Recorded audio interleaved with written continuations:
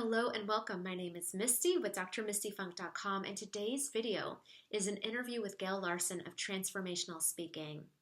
Now, Gail is what I would consider an expert in a concept that I think is ridiculously powerful and profound, and you probably never heard of it before. It's called the Holy Fool. I learned about Gail right after I read a book by Campbell that completely changed my life. It changed the course of my life. And Gail mentioned a concept called the Holy Fool. So I looked her up online and I started to see these annual events that she did called the Holy Fool's Day, where she interviewed about 5 or 6 different people living profound lives, really going out there and taking big risks. And it was in watching her videos that I felt that I wasn't so alone. I wasn't the only crazy person, the only holy fool out there taking big leaps of faith and not knowing what was going to come next, but just truly trusting that I was on course. You know, my work has followed kind of a holy fool path. I tend to move from within. Rumi has a poem where he says, "Move from within. Don't move the way fear wants you to. Begin a foolish project." Noah did. So I think my professional life has been a series of foolish projects that have been guided from within. But in retrospect, I kind of see the grand design that we're not aware of at the time we make a new decision. I've been in the speaking world really pretty much since 1981, when I was named the first woman to be named the Tennessee Small Business Man of the Year. And so I had to speak, and I didn't like it. But I ended up heading the Worldwide Professional Association for Speakers and seeing a lot of what happens behind the scenes and on platforms. And over the years, I've created my approach to public speaking, transformational speaking, for people who really are artists of change and often holy fools. That's so wonderful. So I'm curious because, the reason why I asked you to come and share your wisdom with everybody is that I'm teaching a course called Embracing the Holy Fool. And as I was sharing this concept with my community, I noticed that very few people had ever heard of it. So how do you describe what a holy fool is to people who've never even heard of the concept before? To me, the holy fool is someone who steps outside the accepted cultural, this is the way it's done, and takes his or her own path because it is inspired from something inside that's bigger than our fear. And it can take so many different forms. I was talking to a friend in San Miguel de Allende in Mexico last week, and he said, "Well, who are the woman holy fools?" And you start, looking culturally at who has just followed the beat of their own drum and done something extraordinary. And one of the ones that struck me this week was Ruth Bader Ginsburg. Mm-hmm. Even though she's been in a very male-dominated, constricted field of law, she knew early on what she wanted to shape in terms of women's rights and has been very deliberate in terms of taking on what mattered to create change. So there's men and women, and I think if we don't follow the call, we can often, end up later in our life saying, "What if?" So true. Yeah, and I was thinking too, as he asked that question about women, I watched the documentary about Malala, the current Malala, Yes. and she actually tells the story of the original Malala. She was named after the original Malala, who was very much like a Joan of Arc like character. So this concept of even the female holy fool is in every culture out there, maybe a little less known than men. So tell me how you discovered the Holy Fool. You've created a whole holiday called the Holy Fool's Day. So this is obviously a concept that has really grasped your attention and really touched your heart. So how did you learn about it, and what inspired you to create an entire holiday around this concept? Well, when I first heard about the Holy Fool, I think it was from the woman who studied directly with Joseph Campbell and started the Giraffe Project. Yeah, and Metlock, right? So the Fool in the tarot card is that innocent person who's just moving forward, ready to step off a cliff, holding all his possessions on his back, totally oblivious to what's ahead. And yet it's about new beginnings, it's about possibilities, and I think I've really spent my life in that space. In teaching speaking, I'm always looking for clients who have the next big idea and support them in speaking powerfully about what they love. And it's always outside the box. I mean, if it's sane, if it's predictable, if we've seen it before, how does anyone stand out in this crazy world that we're in? So when we have an idea that really is coming from within us, that matters, and are willing to put ourselves out there, to me, that's the world that will eventually start working for all people. And that's what I care deeply about. So adding Holy Fool to the Fool, instead of April Fool's Day, Holy Fool's Day. How do we celebrate those who follow the beat of their own drum and really create transformational change in the world? It makes me very happy. And as you know, I've done many different things with it. A live broadcast last year, a series of interviews with clients who are holy fools. And I always learn so much from them, because we look at what is it that inspired you, and what were the challenges, and when did you want to stop? And it gets us understanding that we are just normal people who are willing to take a risk around something that really matters deeply to us. Yeah, and I can say for myself, it's helped me not feel so alone, because I didn't know 3 years ago that I was starting a Holy Fool's journey. I felt quite isolated because I had surrounded myself with lots of people who are really wonderful but couldn't support me because they were living a very conventional life. And while they tried to support me, they really deeply couldn't. And then I was watching your videos, Gail, and I was like, wow, there's lots of people out there taking these giant leaps of faith, these things that, like you said before, they seem to not make any sense until time passes and you realize you've been on this beautiful journey. It's like stringing pearls together that make absolute sense in the future. Yeah, but in the moment, you feel like this crazy human being, taking these huge risks. So, yeah, your videos have been... from your own experience, once you have that calling, it's to say no to it is not really an option. I mean, maybe we say no once or twice. It's this hero-heroine's journey model, but ultimately we're sort of pushed to do what really is our destiny. And I don't think we're ever going to feel truly fulfilled if we say no to that. I agree. Yeah, the word that I use quite often is I feel compelled to act. I can't see where I'm going. I don't know what I'm going. I feel like a fool, honestly, but I feel this compulsion to move forward and to just, I even wrote this word on my paper. I won't show you because my paper looks terrible, but just the word trust. Like that's a word that just really resonates with me, to just trust that there's something inside of me that knows what's best, even if my mind can't, wrap around that. So... Okay, so the next question I had was like... will keep us safe. Well, our ego mind will do its best to keep us safe, but it won't allow us to expand in the ways we're called to. So true.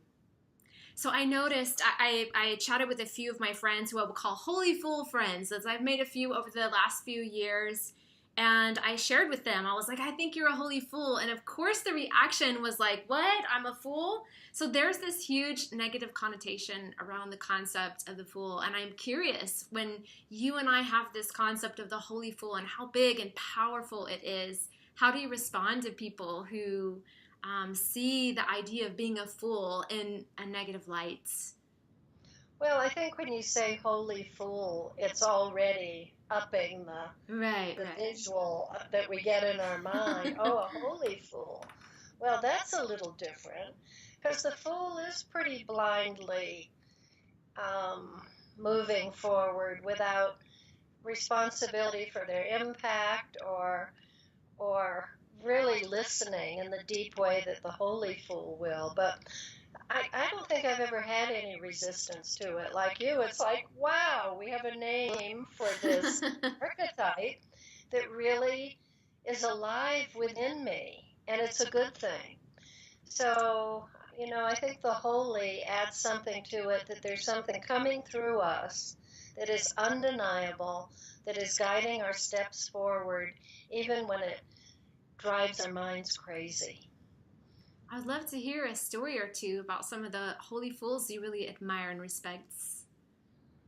Well, I've interviewed a number of them, and you can see them at holyfoolsday.com the last years.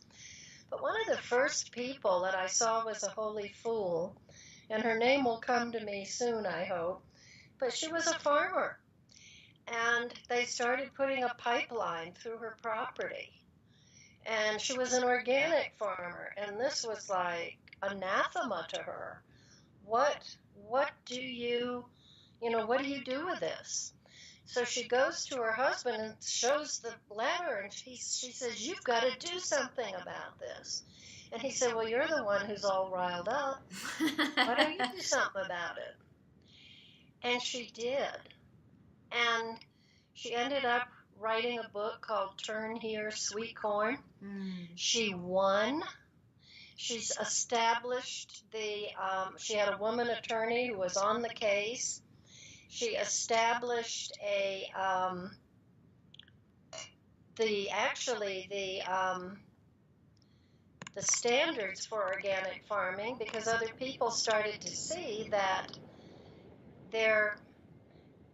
they could avoid the pipelines coming through their farmland if they were organic. And in talking to her about it, one of the things I loved hearing her say was, it's, when you take a step like this, it's like planting a field. You never know what the harvest is going to be. But when there's something so strong within us compelling us forward, we get to see many times something that would never be visible on the earth otherwise. And when I'm speaking, I start with the indigenous teaching of original medicine. What do we bring? And if we don't express it, how is it lost to the world for all time? And so there really is an imperative to act, both from that guidance and insight, but also from our gifts and talents that we really are asked to express in the world in our own way. What about you, Gail? Is there any holy fool stories in your own life, in your personal life, or in your business that you could share with us? Oh, yeah. My business has been totally guided by, holy fool things. My Small Businessman of the Year award in Tennessee. That still cracks me up. My first business had been an employment agency to help women find non-traditional jobs. And one day I said, this isn't working. Here's the employers wanting women, and here's the women, and they're just not connecting. So I went downtown and I rented the biggest space in Nashville, Tennessee, which at that time was the Municipal Auditorium. And I decided to bring women and employers together. And it was a 9-month gestation. It scared the hell out of me. Halfway through it, I thought, what was I thinking? But I ended up with 100 companies there hiring women, 3 days of speakers. I think there were 75 speakers, and 4,000 women from 16 states. And more people found employment that weekend than in 3 years of my business. So where did that come from? It was like, there's got to be something. And, renting that place was crazy. I couldn't believe I'd done it and made that commitment. And right now I'm in the midst of a holy fool kind of thing in my business, because I honestly don't believe our words, no matter how well spoken, they're creating division. And they're not taking us where we want to go. So in my business right now, with clients that I've served over the years, I'm doing events where we're simply listening to something greater, to see what collectively we might understand that individually we find very confusing. A lot of people might think, well, that's crazy, transformational listening. But I don't think we're getting where we want to get. And so my life has been a series of sudden moves, new idea, quitting what no longer feels nourishing, and somehow, like that fool in the tarot, moving forward with some belief that I may be stepping off a cliff, but there's going to be something there to hold me. I love that. So let's see, what else? Okay, so the next question I had, and I'm trying to think about how to word this. So this is very personal for me, and I know a lot, especially a lot of women will relate to this. The idea of the holy fool is so beautiful because, and I'll quote you, you say that the fool will not respect authority if it goes against the truth that it holds within himself. And Joseph Campbell says the fool knows what he has to do, and he's doing it no matter what. But most of us really struggle with doing what's truly right for us, with seeking love and approval of other people, really following the expectations of others. So I'm really curious, like for those of us who struggle with the fear of rejection and doing what's expected of us, how can we really embrace, or what ideas or advice can you give us to really help us really tap into this concept of the holy fool when there's some deep-seated fear, I think, for us? Well, sometimes we have to find a new tribe. I think the more we act on that holy fool guidance, we will attract new people. That's why I say I don't get resistance to it, because it's like, hey, this is my world now. I remember times when my family thought I was crazy. My brother may still think I'm nuts. Because it isn't a conventional path.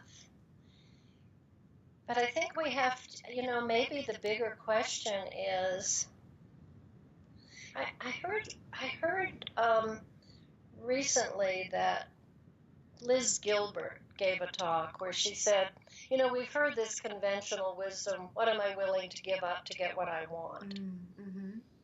So if this is what life is calling us towards, sometimes we have to give up our need for approval. Yeah. But she said, what am I willing to give up to get what I pretend I want? So I think it's about coming back in and saying, if I do not act on this calling, am I going to be fit to be around anyway? Am I going to be denigrating and kicking myself? That's worse than having someone else not understand. I think so. Yeah, I just recrafted my. We have to fan the flames of the calling. We can't. Oh well, that was a nice idea. Next, it's like that calling will move on and let someone else do it if we don't. So when you have the idea, there's some inspiration in that that's asking for acknowledgement. Yeah, I was just going to share, I recrafted my About page yesterday, and it was funny because I was looking at, I made lots of money, my patients loved me, everything seemed right on the outside, and there was this battle in between what felt like the life that was right for me and the life that I thought I was supposed to live. So I can really, I feel that struggle even within myself, and I know that there are so many people out there who do, and I think you're right, it really takes a commitment. It's like, am I going to choose a life that's best for me, that serves me, that fills me up? Like, I love the wording that you used at the beginning, like for, how you support people in your business. That's really what I think our soul is calling us to do, to really open to, to our higher calling, as opposed to living the conventional life. It's so much more than about us. Look around our world. Is it working? Not so well. So when we have a calling that's to be of greater service, even though it's risky, even though it's unusual, and especially because it's different, that's actually what the world needs more of. So this is not even in my list of questions, but the idea of financial concerns. Anytime somebody takes a big risk, the financial concerns come up. So can you think of any advice to give, or any stories of somebody who's really embrace their holy fool, and the financials have kind of just worked out perfectly despite the fear? No. I think, Solve the world's problems, Gail! I look at, so here's a personal story about this. I was inspired about 10 years ago to move to Whidbey Island, Washington. And I thought it was about home and community and belonging. It was nothing like that. And I'm a sunshine girl in Santa Fe and previously in Phoenix. And the weather, I was getting so depressed. But I, of course, sold my house in Santa Fe, moved up there, bought a house, the market crashed. I couldn't get out of there. And I finally realized that I was so depressed that I had to move no matter what. And the way I was able to move back to Santa Fe was to take Social Security early so I could pay for another house. And so here's the Social Security officer looking at my work history. And he's saying, well, there's this year and then there's this period that's, you've had zero income. Is that a mistake? And I said, no. There were about 4 of them. And I said, that's not a mistake. That's the life of an entrepreneur. Amen. Figuring out what's next. And, admittedly, it's going to be much harder if you have a family depending on you. But for me, it's been, I'm willing to do that because the call or the need is much greater than my need for security. And I look back and say that was stupid. I wish I'd been a little more alert. But, it is what it is. And I've had many fulfilling experiences because of my willingness to risk. That's beautiful. Thank you, Gail. So any last minute thoughts or ideas you want to share about the Holy Fool that we haven't covered? Just don't let those flashes of inspiration get lost. I think there's kind of a teaching that says, if you come to my door 3 times, I'm going to pay attention. So it's like, okay, there's this little whisper, and then there's, oh, there it is again, and there it is in another form. I think we really have to look at the fact that something's calling us if it shows up more than once, or if it stays alive in our consciousness and is asking. And make it more than about our own individual needs. The world needs holy fools to create a new reality that works for everyone. I love that. So how can and get a good support system. Amen. We need, I think with what you're doing with your class, the people who come to that have people who have a mutual sense that this matters. I have a page on Facebook that's calling all voices for people to list their holy fool action. And I ask the questions about, what brings you alive, what breaks your heart, what does healing look like, and what one life-affirming action will you take consistently with love. And you can do that without blowing your job out of the water, or leaving your spouse, You can take an action that matters in the world.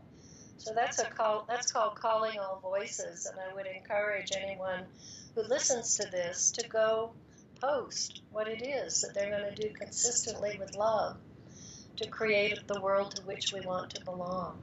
Great. I will include a link for that, Gail. Yeah, thank you. And how else can we find you online, and how can we support you in your journey, Gail? Oh, thanks. If you go to realspeaking.com and sign up for my mailing list, I don't write very often, and I haven't planned this year's Holy Fool event yet, so that will get you on the list when we do. It may be after April because of my schedule, but hey, I'm a Holy Fool. It doesn't matter. It doesn't matter.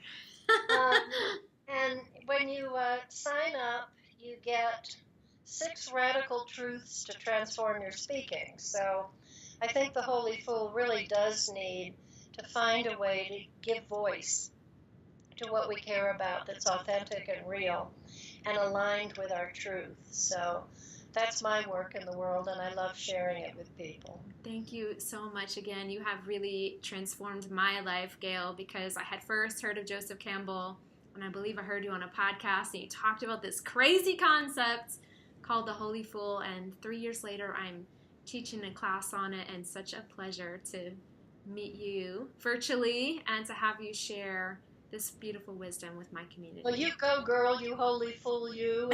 You and too. Build a big community of fools, because it's our future. It's so true. It's our salvation for what we're looking for right now. Thank you so much, Gail. Have a great rest of your day. Thank you. Bye-bye.